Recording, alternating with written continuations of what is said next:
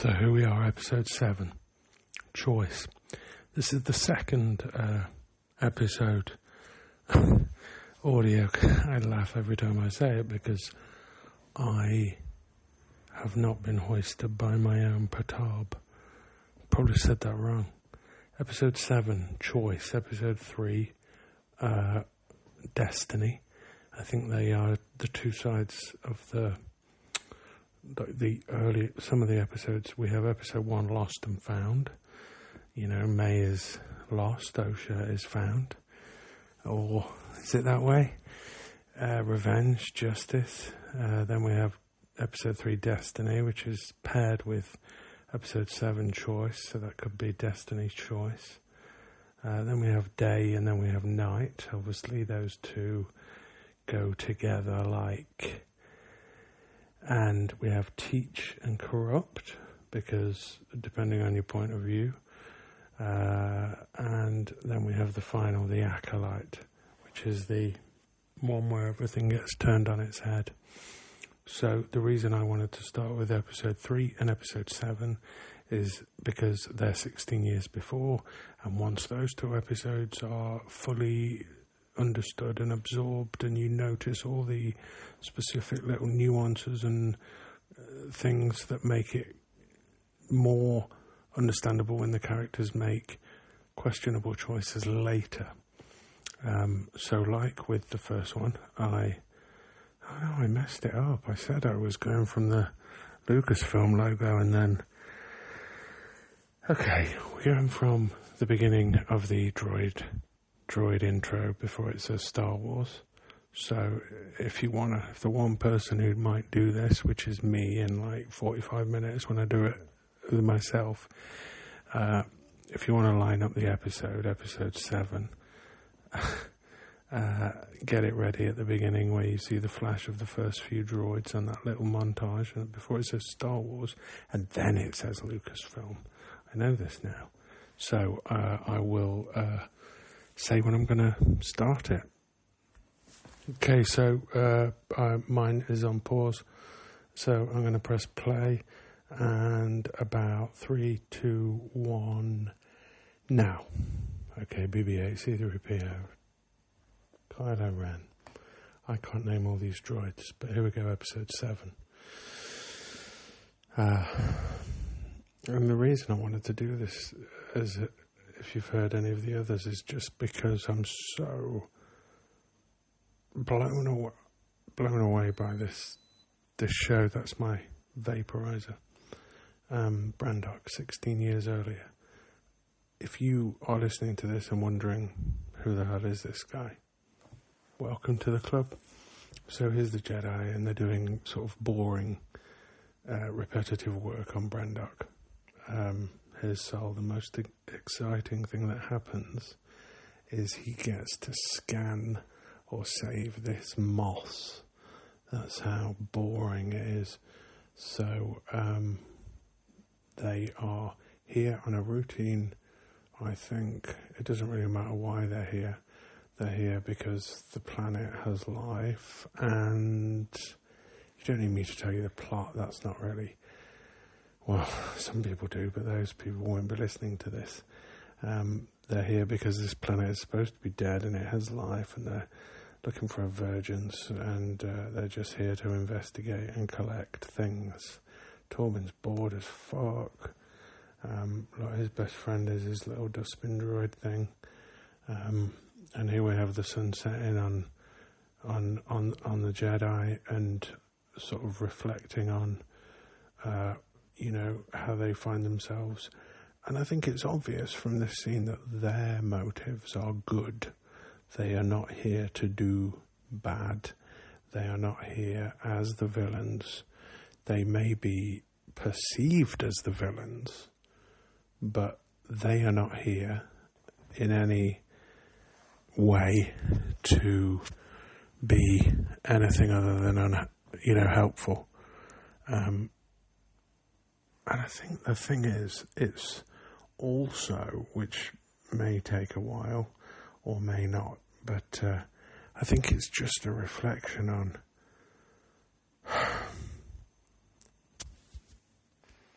I think if anything, it's a reflection. It's a reflection on coexistence. Stories in Star Wars, I said in the last commentary on episode 3, are often about two groups of people having to work together for a common good, like the Naboo people and the Gungans in episode 1, the Ewoks and the Rebels in episode 6, and etc. Everybody in the universe and our heroes in episode 9. I like Kalnaka cooking this chicken. It's kind of or whatever it is, may not be a chicken. I like it's a callback to when Chewbacca was cooking a porg in The Last Jedi. And I see that porg's eyes now, that porg that comes and gives him a guilt trip. He's kind of got the eyes of Puss in Boots. Was he called Puss in Boots? Yeah. Anyway, here are Indara and Sol, and we see that their relationship is strong and it goes back over a long time. We see that they have a sort of, they're a shorthand. They're able to kind of, as much as Jedi can, they can, she can kind of fool around with him, this is why I have a Padawan and you don't. It's kind of banter. It's just banter. So here's Sol, and this is where it begins to collide. Sol is heading off, I don't know what for, pick up some more samples, have a sniff around the woods, and he comes across the tree where we know Osha and in a moment May will be, where we see them at the beginning or near the beginning of episode 3, and at the end of that scene we see Sol looking from behind a tree, and here we see it from Sol's perspective. Sol is investigating this planet and he sees two young girls and are scary, and one of them seems to know how to use the Force, and there's something that feels not right to him. He sees this girl on the right stand up and kind of say, no, don't do that. They seem to be having an argument. He approaches, and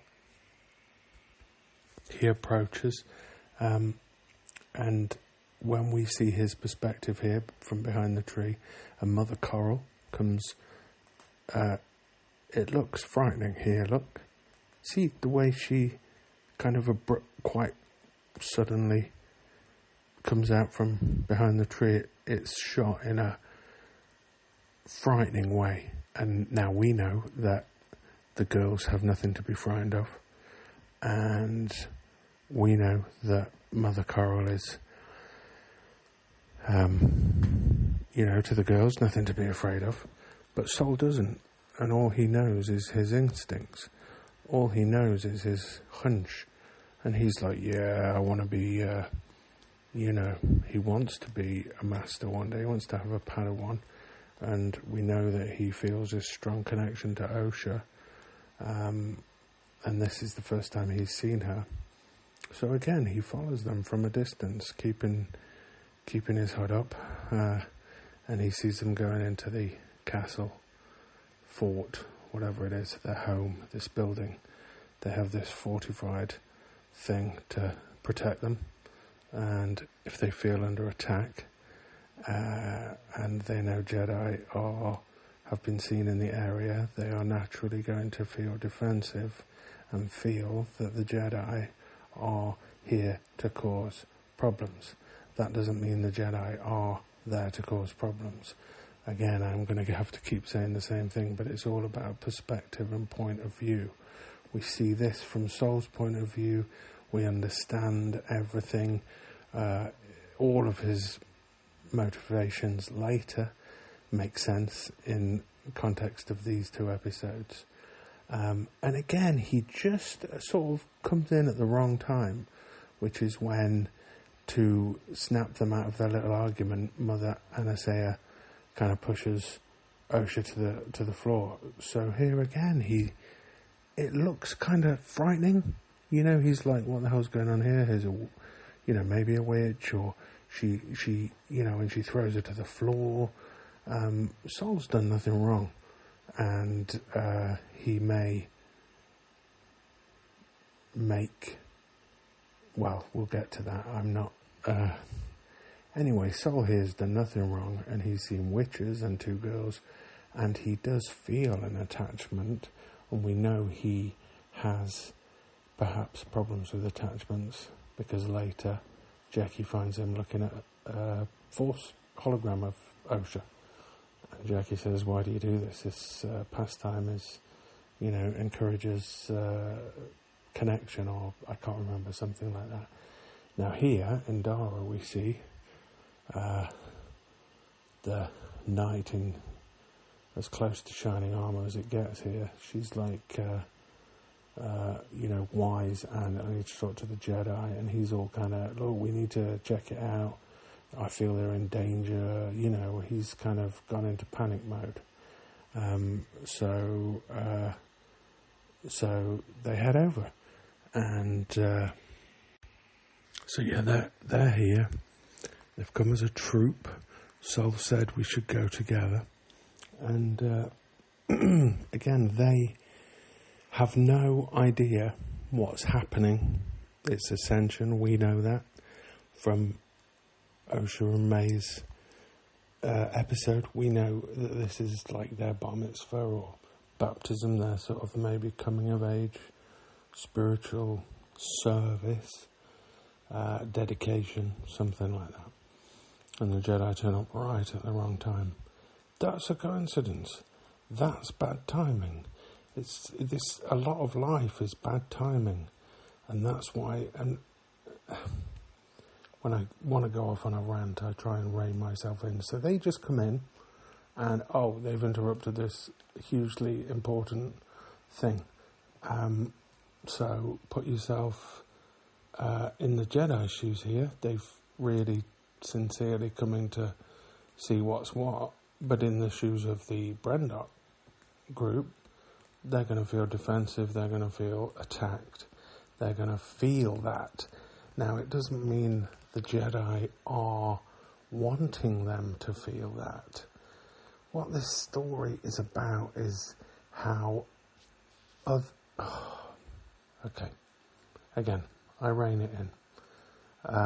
So Indara's very polite, and she introduces a group, and I think when Mother Anasea hears that Torben is the Padawan, she knows that if she's going to attack anyone, it's going to be him, because he's going to be the weakest. He's going to be the one that's still learning. Well, obviously Jedi Masters always learn, but he's the one in training.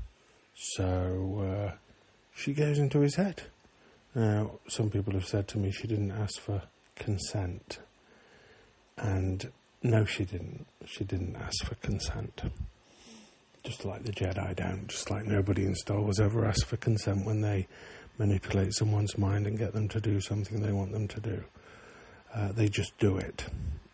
This is the first piece, maybe the first piece of Star Wars that examines the morality of that and makes it really real. Like, let's examine this power that these people have and use. We know that Khmer, I can't pronounce his name. We know that the stranger has a helmet so that nobody can read his mind. But anyway, this is all Torben's perspective. This is all going on in Torben's head. Obviously, in episode 3, we just see him drop to his feet. And it's the point where Indara says, we do, with your permission, we do have the right to train potential Jedis. And that's when she attacks Torben. And that makes perfect sense, because that's when they feel threatened. The perception is they've come here to take our children, even though it's a lot more complicated than that. So she attacks Torben, and she quickly relents when Sol gets his saber out and starts to sort of take a different tactic. Here we go. But her attacking... Torben's done nothing wrong. A lot of people seem to be upset that characters behave in irrational ways when they feel they shouldn't be behaving in those ways. And, Torben shouldn't have killed himself, or, I want to explain every character decision from my personal interpretation, and at least then there's a valid explanation for all of it, because Torben didn't really do anything wrong, and I think we'll talk more as it happens, but anyway, they sort of reluctantly agree that the girls will be tested, because Osha says, I want to be tested, and that kind of puts an end to the situation during the Ascension ceremony. Here we have, the Jedi discussing what's the situation. That was a terrible General Grievous. Right, I'm having a bag nap. This is one of the reasons I re-recorded my original episode 3, but I want this to be so low key. I want this to be amateur. I'm not in any way trying to grift. I don't want your money. I just want your time. I just want you to listen to this and consider it as a different point of view to your own. Unless, of course, you agree with everything I say, which I would hope you don't. Hold on.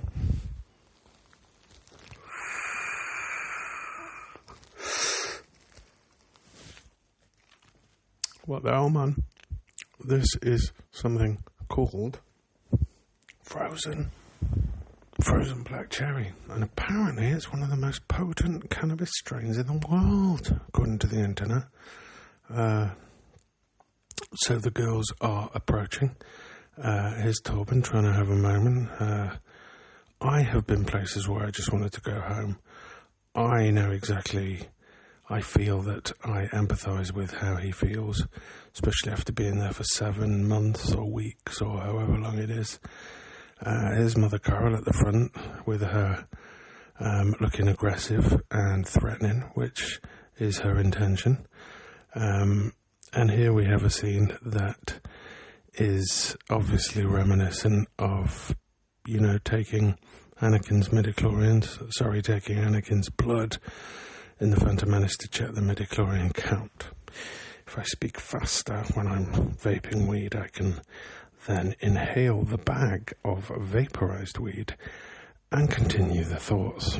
So here we go. Here's May, and she really doesn't want to be here, doesn't want to do this, doesn't feel in any way that,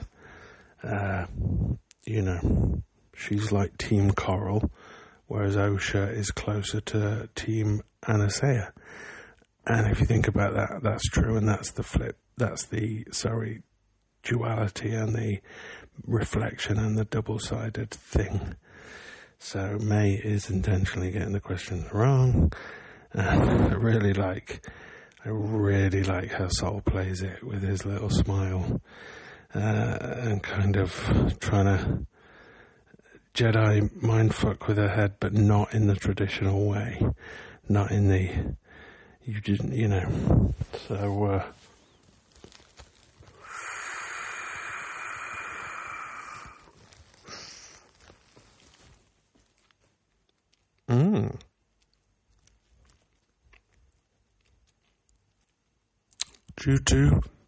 try not to cough, due to a few conditions, I find that my life is much more manageable when I am vaping weed and watching Star Wars. So I thought, hey, why don't I combine them and make a podcast that no one can listen to, but I will enjoy doing. And because then I don't have to have editing, I don't have to have shit on a shelf behind me so I look like a grifter sitting behind a desk like, oh, look at me trying to be like David Letterman. Like, who's Letterman, dude? That's fair enough. Anyway, Sol says, can I take another tactic with Osha? And we know that his tactic is soft manipulation, and this potentially is questionable, but I do not believe he thinks he's doing anything wrong. And I think Indara kind of, she looks at Torben and they share a glance, and it's a great glance because it tells us a lot.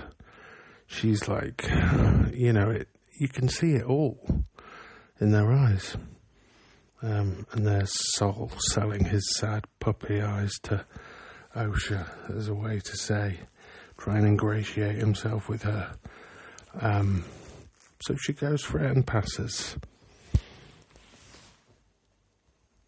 I think Indara here, the way she closes her eyes, it reminds me of Yoda in, I think, Phantom Menace, when events are just rolling on and they can't really be undone. When Qui-Gon, I think it's the scene where Qui-Gon strongly insists that Anakin is the chosen one, or that he will train him. But Yoda kind of has a kind of this kind of look. And Indara has that look there.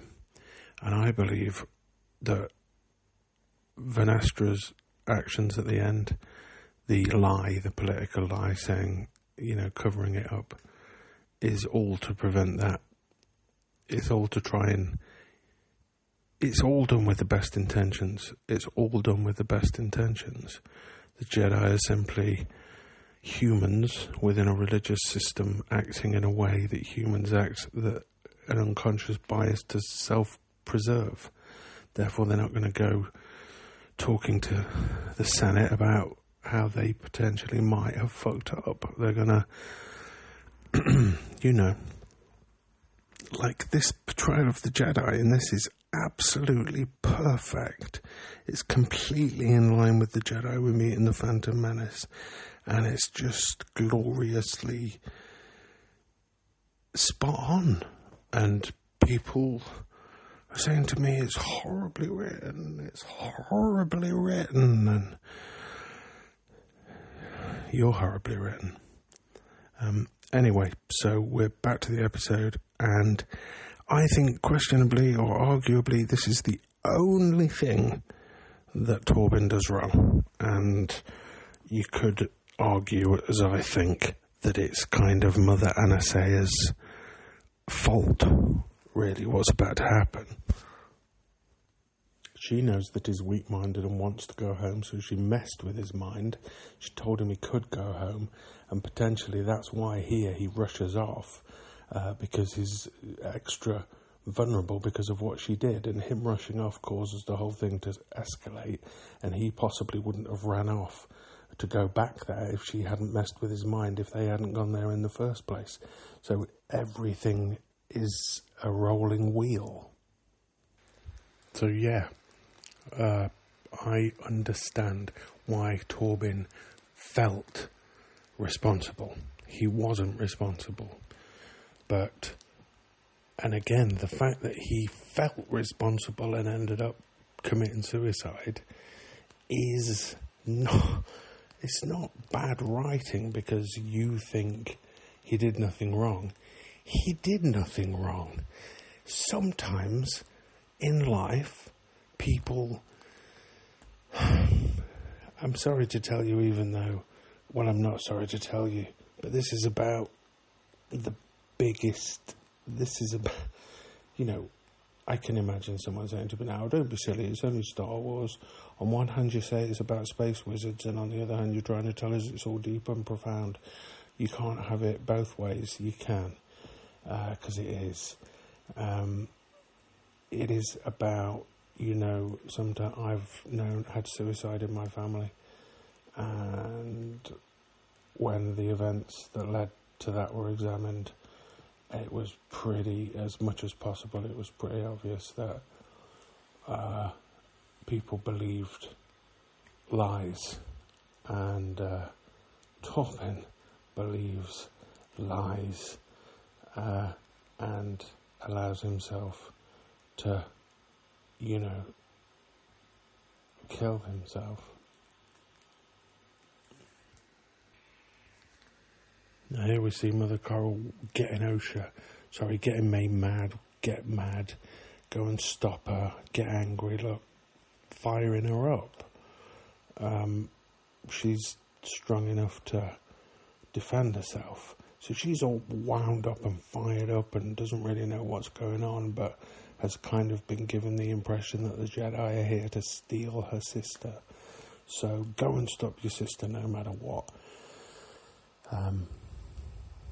Here's the tragic scene, and the best thing about it, even though it's not, the best thing about it is the way they slowed it down when Torben gets his blade out. That scene, people say, like, horribly written. That scene where it turns to slow motion, we'll get there in a moment. Oh my word. I personally think in that situation, Sol acted instinctively. I don't think he didn't set out to... He did murder Mother Anastasia, or maybe involuntary manslaughter, I don't know. But he was acting out of instinct. She was witching out, or whatever. She was turning into the black dust. So was Osha, although I think it was May. He thought it was Osha at first.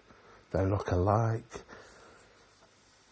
It's confusing, and the events that happen are confusing, especially when they're told from different people's point of view. So if you don't have patience and sit with it and rewatch it, it's going to seem like, well, this contradicts that. But people's memories contradict each other. So again, here we know what Osha thinks, but May is like, okay, she's not trying to start a fire. I think she's trying to scare her sister. She starts a little fire, and then once it escalates, she's quick to realise, made a mistake, kind of runs away. So here we have, and again, this is all happening because of a sort of series of misunderstandings, in a sense, on one hand, but then another interpretation is that it's like about an allegory to represent Native American slaughter. And whilst that's not something that I've reached yet, I've only seen it 16 times, that's valid. I'm sure that's completely accurate, and maybe was the intention. I can only be inspired the way I am to see it more from the characters' perspectives. I understand larger lessons about coexistence and perspective, but that's where I'm at with it. I've not got to any larger. I understand it. See, 15 times and I'm barely starting to understand it. Or at least there's so much more in here. All I've got is the personal interactions and the characters, right?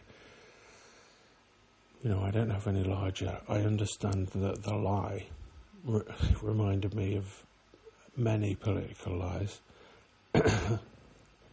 Lee Harvey Oswald, mainly. Sol Harvey Oswald. Anyway, this is the scene, so let's really examine this. So we have the two mothers, again, sort of two sides of a reflection of each other, one sort of archetypally good and one bad. One choosing love, one choosing hate or anger or revenge. Like in all of us, we all have a duality. We all have two sides, more than two, many of us, but at least two. Now they're all on the defensive, everyone's grabbing their weapon. Now, Sol thinks that's Osha, and this is where, oh, look at the way this scene is absolute gold. One of the best scenes in all of Star Wars, one of the best scenes in all of Star Wars. And Sol instinctively, I think instinctively, again, I'm not saying that's right, somebody else might have I don't know, because I'm not going to judge him, but I don't think he set out to kill her, but things happen in the heat of the moment.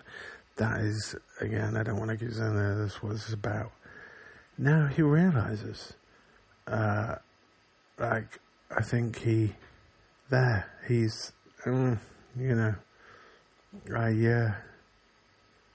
okay, this wasn't the intention. And there, when she looks at Sol there, the anger, the rage, she recently took the vows to continue the coven, to continue the traditions of the Witchers, to protect the legacy. You can go straight from there to her trying to kill the Jedi that she thinks are responsible for the slaughter of her family. That's a straight line from that, where she looks at, sees what happened, looks at Sol angrily, and then Mother Carl says, run, and she does. She could run right into, the scene where she's going to kill Indara. That makes perfect sense. So May's arc makes absolute sense until the halfway point, when it also makes sense, but I will talk about that when we get to that episode, when everything changes. And I'll explain why.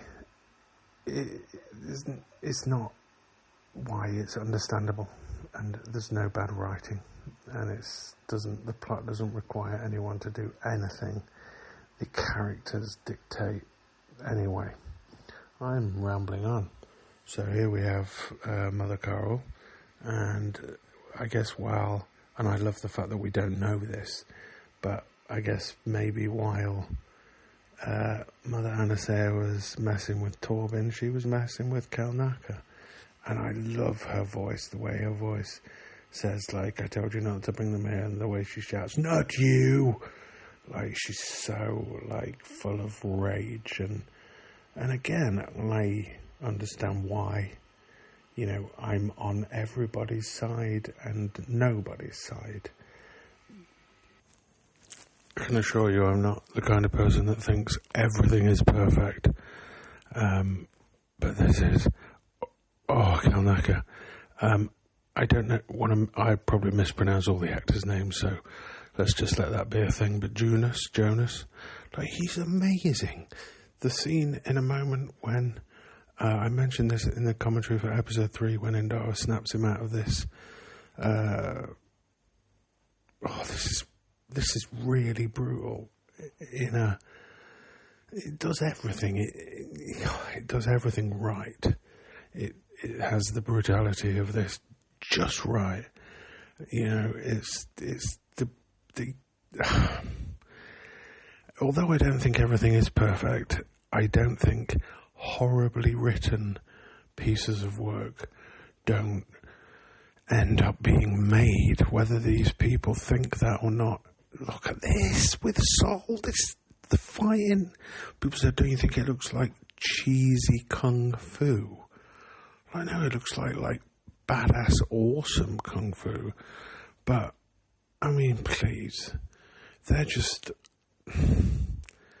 I'm amazed that this has basically changed the standard of Star Wars, and at least set it up so if you watch Star Wars, the sort of live action stuff in a timeline way, you're going to have the best stuff at the beginning And I know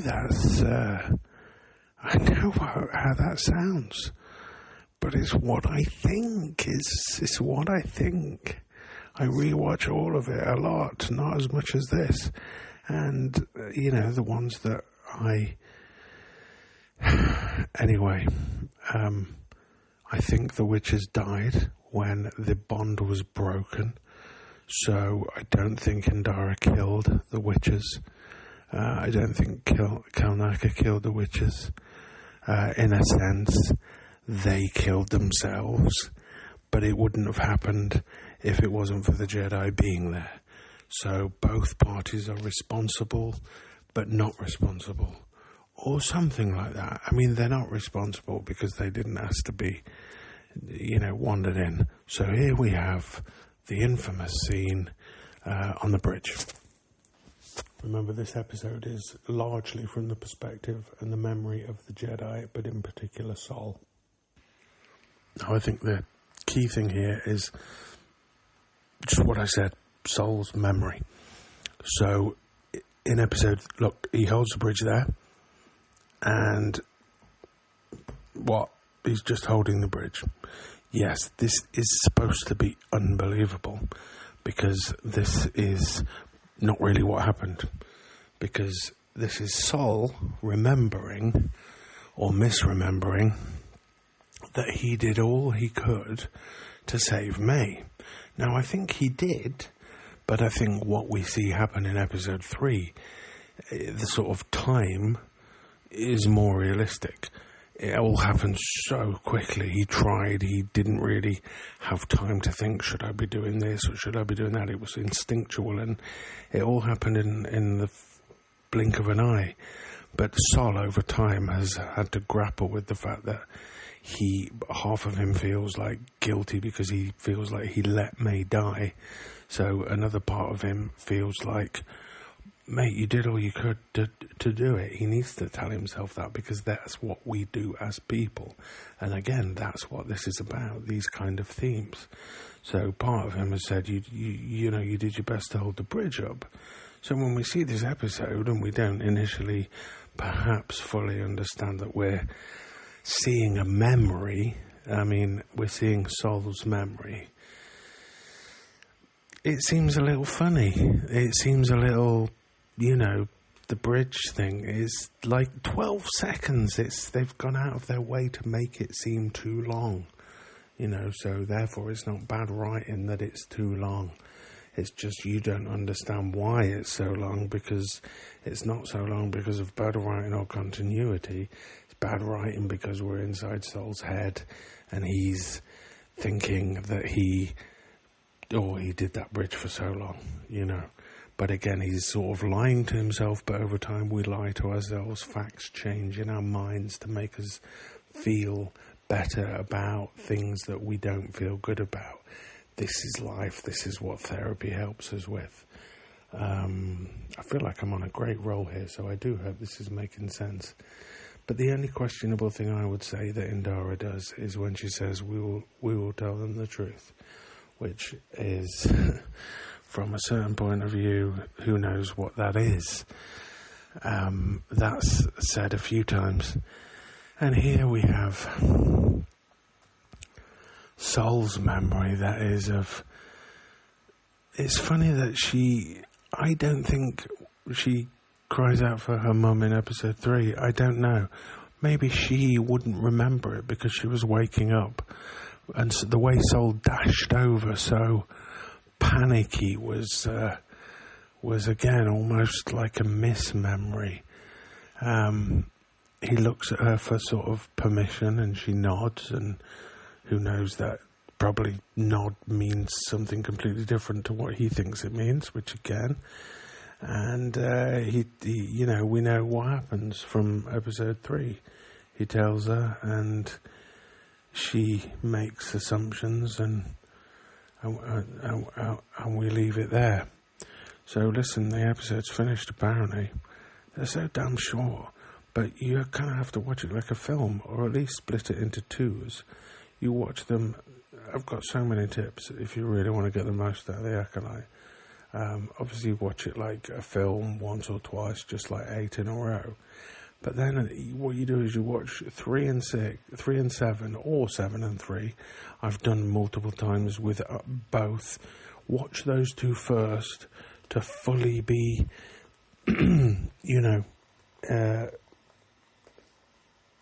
understanding everybody, what went on and what they think went on and how they remember it, and all of that stuff is, and then it's all a payoff. Of course, the first time you watch it, it was probably it's not confusing, but you're not supposed to know fully it's like if it's a 3 or 4 hour film, you're not supposed to know what happens at the end, at the beginning. So it's not a criticism that you start watching it, you don't really know what's going on. Because that's what films are and TV shows. They're not all laid out for you. You say, oh, look, I don't really know what's going on. And if you're not invested enough to carry on, Anyway, this was episode 7, and the next one will be episode 1, and we start with the sort of future timeline, or present time, or whatever that time is, the 6 episodes that all run consecutively. So this was fun, and I'm really enjoying this way more than I think anyone listening. But, in this day and age of TikTokers walking down a supermarket corridor dancing, which is fucking stupid, at least this is creative. I'm sincerely trying to spread positivity and love for this show, and my love and passion for Star Wars. And I'm stoned Star Wars.